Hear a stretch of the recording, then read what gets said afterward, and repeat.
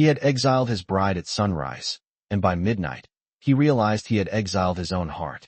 The rain falls hard against the narrow porch, each drop striking the wood like a quiet accusation. Duke Alexander Carter stands motionless before the small cottage at the edge of a windswept field nearly 300 miles from London, his polished boots now dulled by mud, his dark coat heavy with water. This is not a place a duke should stand, not a place a duchess should have been sent. A single lantern burns faintly inside, casting a fragile glow through thin curtains. Grace Bennet lives here now, the woman he married in a cathedral of marble and stained glass. The woman he ordered away less than 12 hours later. He remembers that morning with cruel clarity. The way she stood at the foot of the grand staircase, pale but unbowed, while whispers circled the hall like smoke. The forged letter, the accusation, the look in her eyes when he chose pride over trust. "You will leave by noon," he had said, his voice cold enough to frost the air. She did not beg. She did not cry. She only removed her wedding ring, placed it carefully on the silver tray beside him, and said, "As you wish, Your Grace." That silence has haunted him more than any scream ever could. A year has passed. A year of empty halls and colder nights. A year of realizing the evidence had been planted, the truth twisted by a woman who desired his title more than his happiness. By the time the deception unraveled, Grace was gone, truly gone, vanished from London society as if she had never existed. But she had existed, in the way she arranged fresh flowers in the East Wing, in the way she memorized the names of every stable hand, in the way she looked at him on their wedding night, not with ambition, but with hope. The rain intensifies, running down his face, indistinguishable from regret. Alexander raises his hand to the cottage door, then hesitates. For the first time in his life, power offers him nothing. No title can command forgiveness. No fortune can purchase back a wounded heart. Inside, Grace stands just inches from the door, her fingers resting lightly against the worn wood. She heard the carriage wheels long before he knocked. She knew that voice the moment. It broke through the storm. He sounds different now. Softer. Human. "Grace," he calls again, his voice unsteady. "I was wrong." The words seem too small for what he has done. Silence answers him. Not rejection, not acceptance, just silence. His shoulders, once squared with authority, lower beneath the weight of humility. "I crossed England for you," he whispers. "But I would cross it twice if that is what it takes." The latch trembles under her touch. The storm howls across the open fields, but inside that fragile cottage, something far more powerful hangs in the air. And for the first time since the day he sent her away, the Duke of Ashford is no longer certain whether he deserves to be let back in. The door does not open at once. Instead, the faint scrape of metal against metal echoes through the narrow space as the latch slowly turns, then stops. Grace Bennet does not rush. She does not tremble. She simply breathes. On the other side of the thin wooden barrier, Alexander Carter stands as though awaiting judgment, rainwater slipping from his dark hair to the collar of his coat, his gloved hands now empty of command. When the door finally opens a single inch, warm lamplight spills across the porch and onto his soaked boots. He looks different in that golden glow, less untouchable, more mortal. Grace stands framed in the doorway, her dress simple, sleeves rolled just slightly from evening chores, a shawl wrapped around her shoulders. The cottage behind her is modest, barely 1,200 square feet, with a narrow staircase visible over her shoulder and a small hearth glowing softly in the corner. It is nothing like the stone corridors of Ashford Manor. And yet, there is warmth here. There is breath. There is life. Her eyes meet his, steady and unreadable. "You found me," she says at last. Her voice is calm, neither welcoming nor cruel. Alexander swallows, the sound almost lost beneath the wind. "I have been searching for months." It is the truth. After the deception unraveled, after he learned that the letter accusing her of betrayal had been forged, he tore through his own estate records like a man trying to excavate his own conscience. The woman who had manipulated the evidence had long since fled London, but the damage had already been done. Grace had vanished without requesting a single coin, without sending a single message.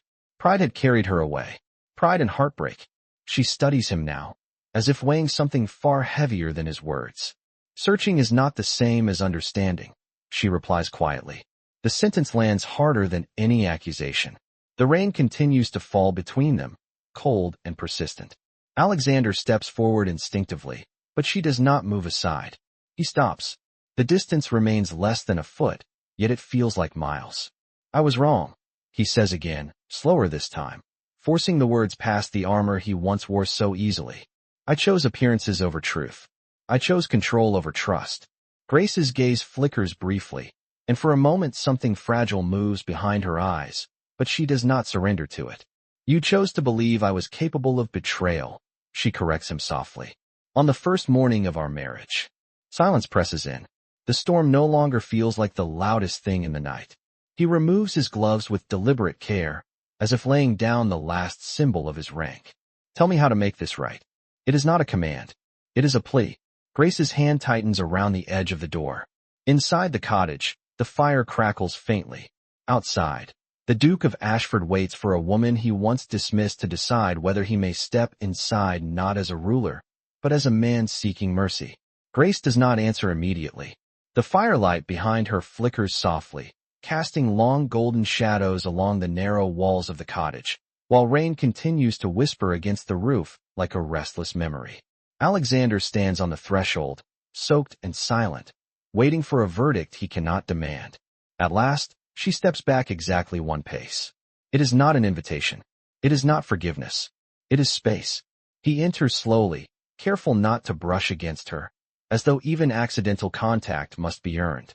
The cottage is warm but modest, furnished with simple oak chairs, a narrow table scarred by honest use, and shelves lined with neatly stacked books and folded linens. A small kettle simmers over the hearth. This is the life she built without him. This is the world that survived his absence. He removes his coat and places it carefully over the back of a chair, aware that it does not belong. In a room like this, you look well, he says quietly, though the words feel insufficient. Grace studies him in the steady glow of the fire. I am well, she replies. The distinction does not escape him. She is not whole because of him.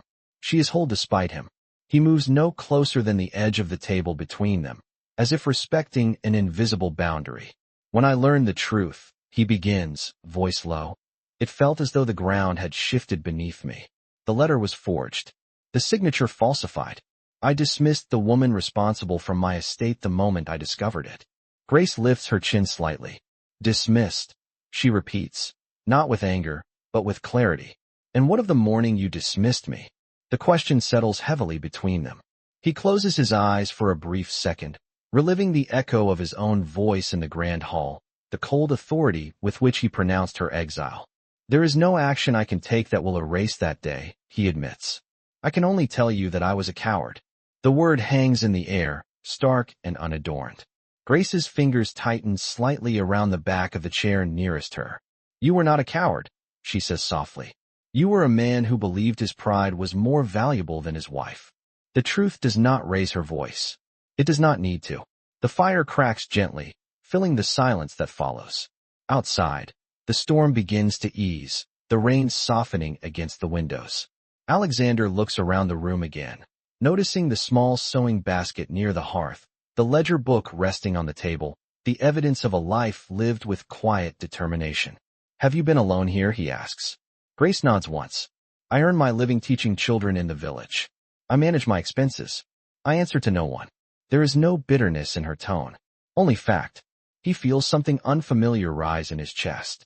Not jealousy, not possession, respect. You deserved better than exile, he says. You deserve trust. Grace meets his gaze fully now, her eyes no longer guarded but steady as winter skies. I deserve to be chosen, she answers. Not discarded at the first shadow of doubt. The words land with finality. For the first time since stepping inside, Alexander understands that forgiveness is not something he can request like a favor.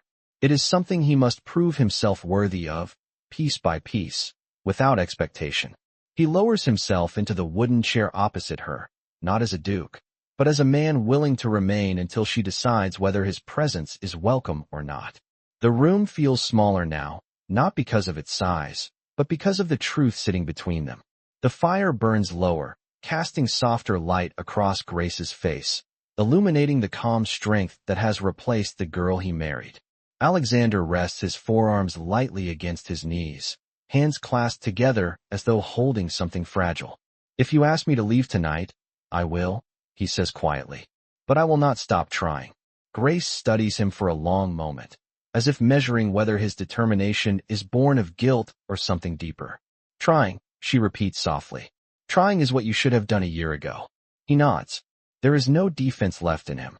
Outside, the storm has nearly passed. A faint mist clings to the windows, and the wind has softened into a distant sigh across the fields. The silence that follows is no longer sharp. It is contemplative. Grace moves toward the hearth and lifts the kettle, pouring hot water into 2 simple ceramic cups. She offers one to him without ceremony. It is not forgiveness. It is humanity. His fingers brush hers for the briefest second as he accepts it. The contact is light, restrained, but it sends a quiet tremor through both of them. Not desire. Not memory. Recognition. Why now? She asks, turning slightly so the firelight catches in her eyes. Why did it take you a year to stand here? Alexander exhales slowly. Because I thought discovering the truth would be enough. I thought sending letters and money through intermediaries would show remorse. But you returned every envelope unopened. Grace's lips press together, not unkindly. Money repairs estates, she says. It does not repair trust. The words are simple, yet they settle heavily into him. He sets the cup down carefully. I stood in that empty manor for months, he continues. Every corridor reminded me that I chose the easier path. Believing a lie required less courage than defending you. Grace does not interrupt. She lets him speak, lets him confront the version of himself he once was. I was raised to guard reputation above all else, he admits. But reputation is hollow if it costs the one person who stood beside me without ambition. Her expression shifts slightly at that. I did not stand beside you for your title, she says quietly. I stood beside you because I believed you were a man of honor. The statement carries neither accusation nor nostalgia. It is a fact placed gently between them. Alexander absorbs it like a confession. The fire crackles again, and for a moment neither of them moves. The air in the cottage is warm now, almost intimate in its stillness. If I return with you, Grace says slowly, it will not be as a woman seeking position. It will be as someone who expects partnership. He lifts his gaze immediately. You would have it. There is no hesitation in his voice. Then understand this, she continues, her tone steady but firm. If doubt ever stands between us again, you will speak to me before you speak to the world. He nods once, deeply. You have my word. Grace steps back slightly, studying him not as a duke, but as a man capable of growth. The distance between them has narrowed, not physically, but something less visible has shifted. Outside, the clouds begin to part, revealing the faintest trace of moonlight over the quiet fields. Inside the cottage, forgiveness has not yet been given. But for the first time, it feels possible. The moonlight settles gently across the narrow floorboards, silver and quiet, as the last of the storm fades into distant clouds. Grace remains standing near the hearth, her hands resting lightly against the back of the wooden chair, while Alexander watches her with a restraint that did not exist a year ago. The cottage feels warmer now, but not because of the fire. Something unspoken has shifted, fragile but undeniable. You cannot remain here tonight, she says softly, though there is no sharpness in her tone. The village is small. Questions travel faster than carriages. He inclines his head, understanding the weight of reputation she now protects for herself. There is an inn 2 miles east, he replies. My driver can arrange lodging. Grace studies him carefully. You came prepared. A faint, almost rueful smile touches his lips. I came hoping you would not close the door. Silence settles again, but it is no longer heavy. It is thoughtful. He rises slowly from the chair, setting his untouched cup aside. For a brief moment, they stand only a foot apart, the firelight outlining the difference between who they were and who they are becoming. I will return tomorrow, he says quietly. Not a command. A request shaped as certainty. Grace does not answer immediately. Instead, she walks toward the small wooden table near the staircase and opens a narrow drawer. From within, she withdraws something small and metallic. The gold band catches the light as she turns back toward him. His breath falters. It is the wedding ring she placed on the tray that morning, the one he believed she had abandoned behind. I did not leave it, she says, holding it between her fingers. I carried it with me. The confession is simple, but it carries the weight of a year. He does not reach for it. He does not presume. Why? He asks softly. Grace's eyes meet his, steady and unguarded. Because I did not want our marriage to be remembered as a mistake, she replies, even if it became a wound. The honesty in her voice strips away the last of his pride. He steps closer, but still does not touch her. It was never a mistake, he says, his voice firm now, strengthened not by authority, but by conviction. It was my failure. She studies him in the quiet glow of the cottage, searching not for perfection, but for truth.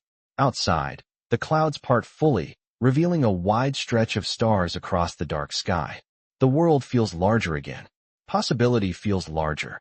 Grace lowers her hand slowly, closing her fingers around the ring. Do not return tomorrow with promises, she says gently. Return with proof. Alexander nods once, deeply. You will have it. There is no dramatic gesture, no kneeling, no grand display. Only two people standing in a small cottage, learning how to speak without armor. He retrieves his coat, now dry from the warmth of the room, and pauses at the threshold.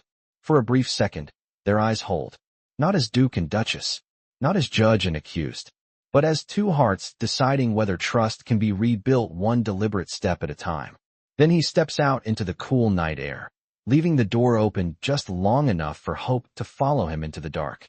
The night air feels colder after he leaves, though the storm has passed, and the sky stretches clear above the quiet fields. Grace stands at the doorway long after the sound of carriage wheels fades into the distance, her hand resting lightly against the wooden frame as if measuring the weight of what has just shifted. Inside, the cottage is still. The fire has burned low, casting only a faint amber glow across the floor. She closes the door gently, not to shut him out, but to steady her thoughts. On the small table near the hearth, the gold ring rests in her palm once more. She studies it in the lamplight, remembering the cathedral, the vows spoken beneath painted ceilings, the promise in his voice before doubt poisoned it. A year ago, she left Ashford Manor with nothing but a small trunk and her pride. She did not look back when the carriage carried her away, though her heart had wanted to. She chose dignity over desperation. She chose silence over pleading. In this village, she built something quiet and honest. She rose before sunrise to prepare lessons for children whose families measured wealth in acres of corn and sturdy fences, not in titles. She walked dirt roads instead of marble corridors. She earned respect not because of a name, but because of patience. And yet, even in the stillness of her new life, she never fully removed the ring from her thoughts. Now he has come across 300 miles of countryside to stand at her door without command in his voice. She lowers herself into the wooden chair he occupied only minutes ago, tracing her fingertips along the worn edge of the table where he rested his hands. He looked different tonight. Not smaller, not diminished, but aware. For the first time, he seemed to understand that love cannot survive on reputation alone. Outside, the stars brighten over the dark fields, and somewhere in the distance an owl calls into the quiet. Grace leans back slowly, closing her eyes for a brief moment. Forgiveness is not a door that swings open at a single apology. It is a bridge built plank by plank, each step requiring intention. He promised proof. She wonders what that will look like. Will he confront the whispers in London society that once condemned her? Will he stand publicly and admit his failure? Will he choose her when pride tempts him again? The questions settle gently, not as fears, but as standards. She rises and walks toward the small window overlooking the road. In the far distance, a lantern flickers faintly as his carriage reaches the edge of the village. He did not demand entry. He did not demand her return. He asked how to make it right. That alone feels different. Grace presses the cool glass lightly with her fingertips. Tomorrow will not bring immediate answers, but it will bring action. And for the first time since the morning she was sent away, she does not feel like a woman abandoned. She feels like a woman who holds the power to decide what comes next. Morning arrives gently over the village, pale sunlight stretching across open fields still damp from the night before. Grace wakes before dawn, as she always does, tying her hair back with practiced ease before stepping outside to draw a bucket of water from the well. The air is crisp, carrying the scent of wet earth and distant hay. She moves through her routine with quiet focus, yet her thoughts remain unsettled. He said he would return with proof. Words are simple. Proof requires courage. Across the narrow road, children begin gathering near the small schoolhouse where she teaches. Their laughter rises bright and unburdened, and Grace feels the steady anchor of purpose settle within her chest. This is the life she built. This is the dignity she claimed when everything else was taken from her. She refuses to surrender it lightly. By mid-morning, a carriage approaches the village square, wheels rolling carefully over uneven ground. It is not the polished black carriage of Ashford Manor. It is plain, almost unremarkable. Villagers pause in quiet curiosity as a familiar figure steps down without ceremony. Alexander Carter removes his gloves slowly, scanning the modest storefronts, the weathered fences, the ordinary beauty of a place untouched by titles. Says calmly, her voice steady, "Please continue reading." She steps outside, closing the door behind her. The sunlight reveals him clearly now. He is not dressed for spectacle. No ornate coat. No gleaming insignia. Just a dark jacket and an expression stripped of arrogance. "You said you would return with proof," she reminds him, her tone composed. He nods once. "I have sent formal letters to every family who attended our wedding," he says carefully. "I have acknowledged publicly that you were wrongfully accused, and that the fault was mine." The words hang in the bright morning air. Grace studies him closely. "In London?" she asks. He meets her gaze without flinching. "I will address Parliament next week. I will state plainly that my wife was exiled by my error. I will not hide behind rumor or pride." A faint murmur travels through the small gathering of villagers who have drawn closer, pretending not to listen. Grace feels the weight of the moment. Reputation is currency in his world. He is offering to spend it. "You understand what that will cost you," she says quietly. "Yes," he replies. "But it cost you more." The honesty in his voice does not waver. The morning sun warms the space between them, illuminating not power, but humility. Grace inhales slowly, feeling something shift once more. This is not a grand gesture made in private. This is accountability in daylight.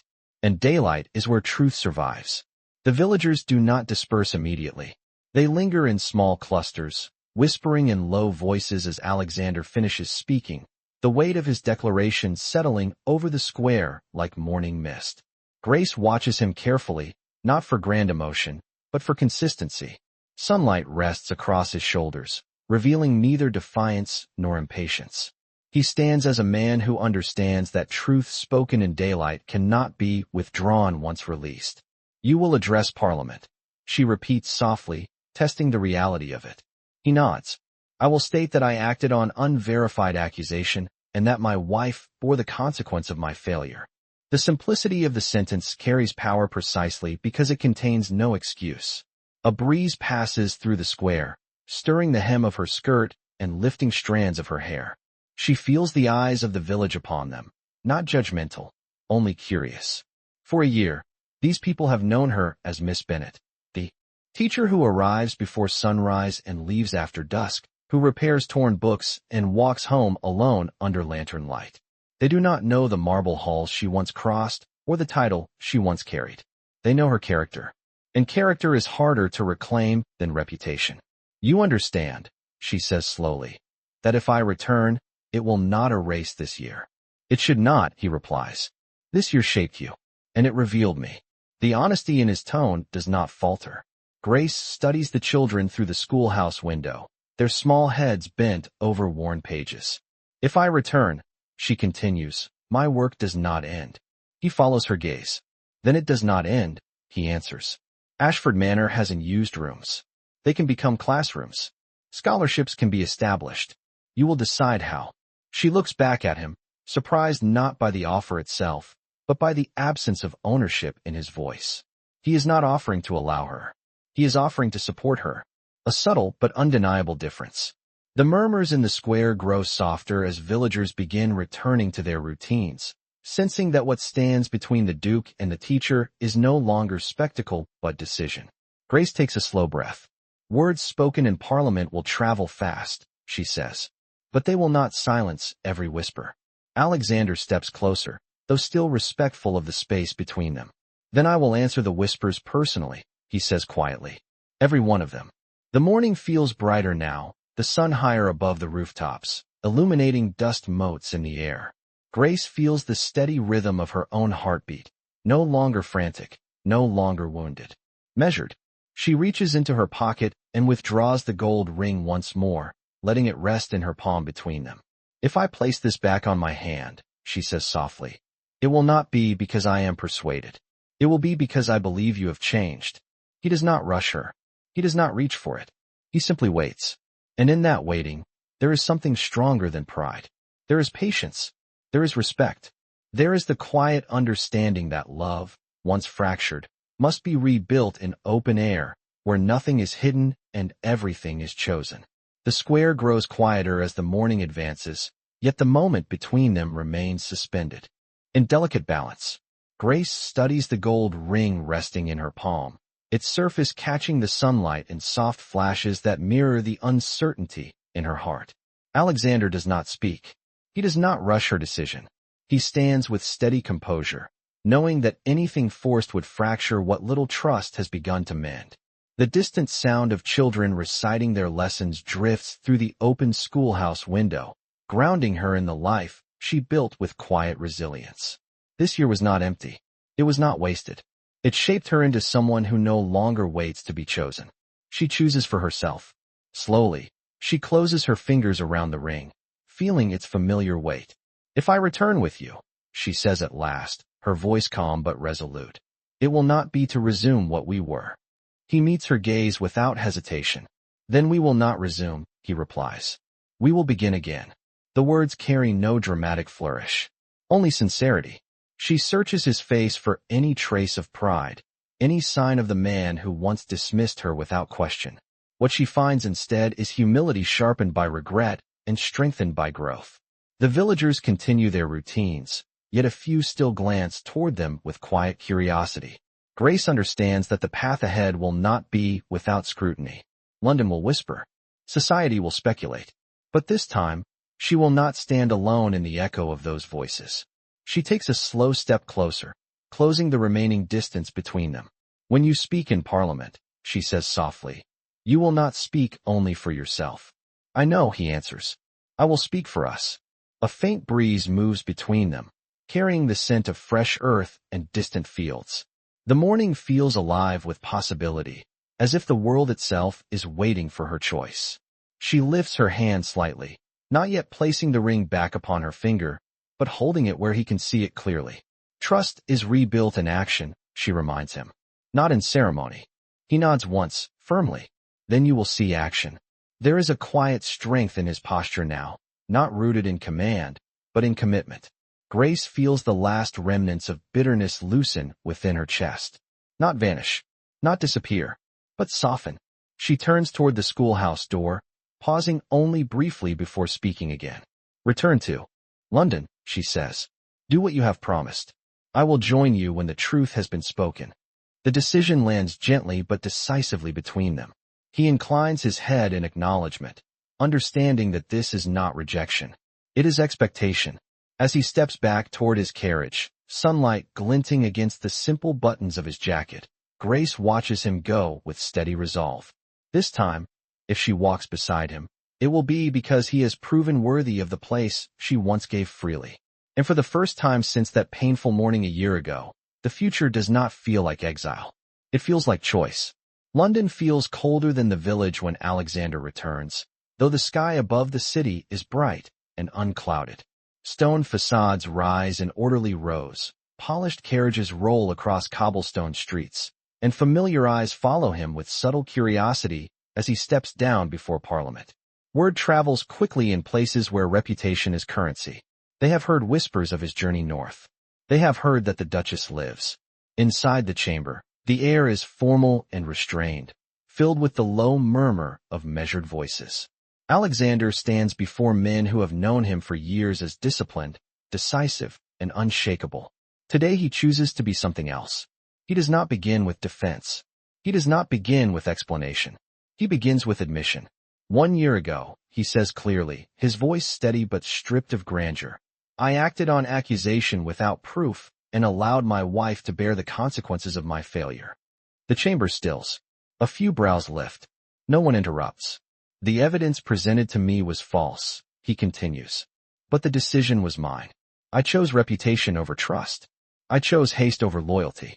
And for that, I stand accountable. The words travel through the room like a measured current. Some faces show surprise. Others show quiet respect. He does not seek their approval. He speaks because truth demands witness. My wife was wrongfully dismissed from her rightful place, he states firmly. Her character remains without stain. The error was mine alone. Silence follows, heavy and unmistakable.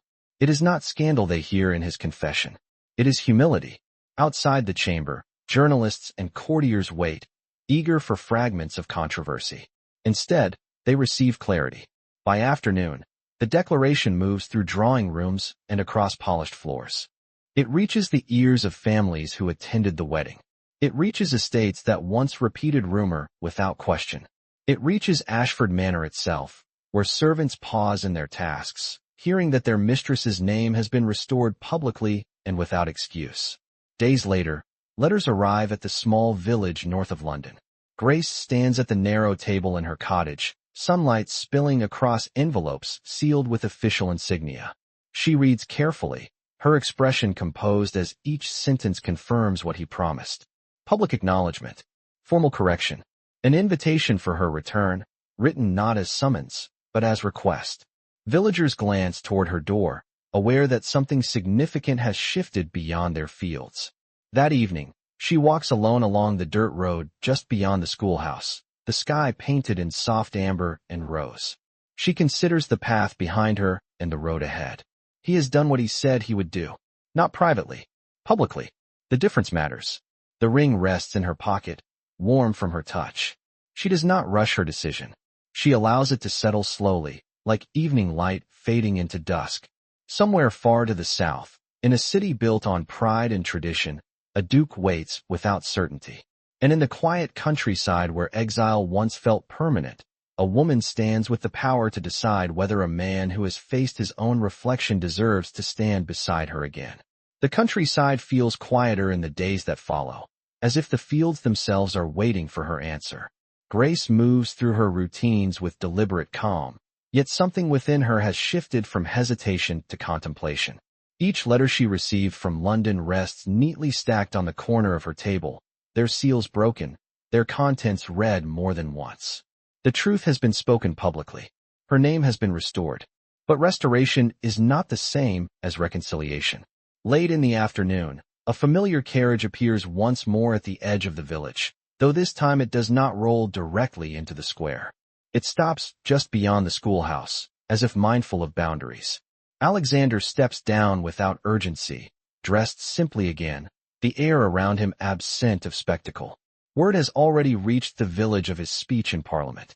Even here, in a place where acres of farmland matter more than aristocratic debate, news travels with quiet. Efficiency. Grace dismisses her students early, her voice steady as she sends them home beneath a sky streaked with pale blue and gold. When she steps outside, she does not look surprised to see him waiting. She looks prepared. "You kept your word," she says softly. He inclines his head. "It was the least I could do." The wind moves gently across the open road, carrying the faint scent of harvested wheat. "The letters reached you," he continues, though it is not a question.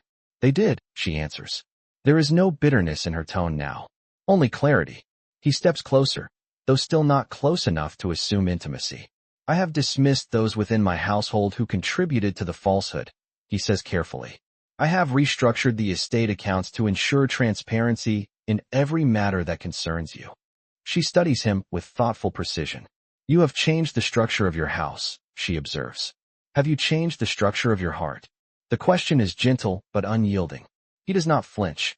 "I learned that authority without humility isolates a man," he replies. "I do not wish to be isolated from you again." Silence stretches between them, not tense, but meaningful. The sun lowers gradually toward the horizon, bathing the small village in warm light. Grace feels the steady rhythm of her pulse, no longer fragile, no longer wounded. Strong. She reaches into her pocket and withdraws the gold ring once more, holding it where the sunlight can touch it. "If I return," she says, "it will be as your equal." not as someone sheltered from truth, not as someone silenced by doubt. He nods without hesitation. As my equal, he confirms. The words settle between them like foundation stones. Grace studies his face one final time, searching for any trace of the man who once chose pride. What she finds instead is patience, restraint, and a willingness to stand beside her rather than ahead of her. Slowly, deliberately, she slides the ring back onto her finger. Not as surrender, not as submission, but as decision. The wind lifts gently around them, carrying away the last remnants of uncertainty. And for the first time since that morning of exile, the future feels not like a risk, but like something chosen freely. The gold band settles against her skin as though it had been waiting for its place all along. Not as a symbol of possession, but as a quiet declaration of choice. Alexander does not reach for her hand immediately. He understands that even this moment must remain hers. The late afternoon sun casts long shadows across the village road, turning dust into strands of light. For a brief second, neither of them speaks. The silence feels different now. Not uncertain, not fragile. Steady. When do you wish to return? He asks softly, careful to keep the question free of pressure. Grace glances toward the small schoolhouse, its whitewashed walls glowing beneath the fading sky. In 1 week, she answers. I will finish the term with my students. They deserve completion, not departure. He nods without hesitation. Then in 1 week, I will return for you. The promise carries no urgency, only respect. A child's laughter drifts faintly across the fields as families gather for supper. Grace feels the rhythm of this place in her bones. It saved her when pride cast her out. It taught her that identity cannot be erased by accusation. Ashford Manor will not look the same when I return, she says quietly. He studies her face, attentive. No, he agrees. It will not. She lifts her chin slightly. The East Wing will become classrooms. The unused guest chambers will house scholarships for village children. I will oversee it personally. You will oversee everything you wish, he replies. There is no trace of reluctance in his voice. She searches him once more, measuring the steadiness of his resolve. And when society questions my absence, she asks. You will stand beside me, he answers. Not before me. The distinction matters. The sky deepens into amber and soft violet, the first evening star appearing faintly above the horizon. Grace inhales slowly, feeling the final weight of doubt loosen inside her chest. This return will not be a restoration of old roles. It will be the creation of something stronger, something chosen in daylight. Alexander steps back toward his carriage, pausing only once. 1 week, he repeats, as though anchoring the promise in time itself. She inclines her head gently. 1 week. As he departs, there is no ache in her chest, no fear of abandonment. There is expectation. She turns toward the schoolhouse, the ring catching the last thread of sunlight as she reaches for the door.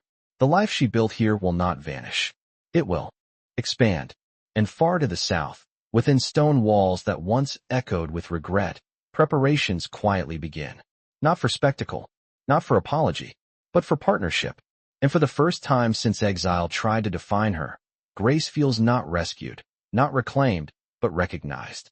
1 week later, the road from the village to Ashford Manor feels shorter than it once did, though the distance remains the same 300 miles of countryside and winding stone bridges. Grace stands at the crest of the hill just beyond the village, her single trunk secured behind the carriage, the schoolhouse visible in the distance like a quiet chapter, closing with dignity rather than regret. The children gathered that morning had hugged her with unrestrained affection, promising to visit the new classrooms she had described. She did not leave in silence this time. She left with blessing. The carriage rolls south beneath open skies, and as the manor's familiar silhouette rises on the horizon, Grace feels no tremor of fear. The tall stone facade that once felt like a fortress now appears transformed by anticipation. The gates stand open, not as spectacle, as welcome. Alexander waits at the base of the steps, not flanked by servants, not framed by grandeur. Alone. When the carriage comes to a halt, he steps forward but does not reach for her until she chooses to descend. She places her hand in his with calm assurance, stepping onto the gravel path as though claiming ground rather than entering it. The courtyard is lined with staff who bow respectfully, their expressions sincere rather than curious. Word of the public admission has already reshaped the atmosphere within these walls. There is no whisper now, only acknowledgement. Grace's gaze travels upward toward the east wing windows where sunlight spills across newly cleared rooms. The renovations have begun, Alexander says quietly. The first desks arrive tomorrow. She nods, satisfaction settling gently within her chest. Then we begin properly. He walks beside her, not ahead, as they ascend the steps together.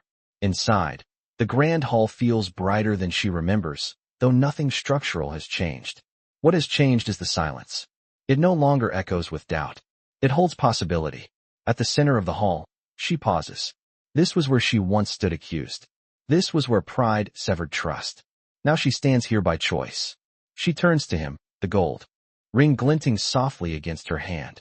This house will not remember exile, she says calmly. It will remember rebuilding. He meets her gaze steadily. Then let rebuilding begin. No dramatic embrace follows. No sweeping declaration. Only two individuals who have walked through error and chosen growth instead. As afternoon light filters through tall windows, illuminating polished floors and steady footsteps, Grace feels the final weight of the past loosen its hold.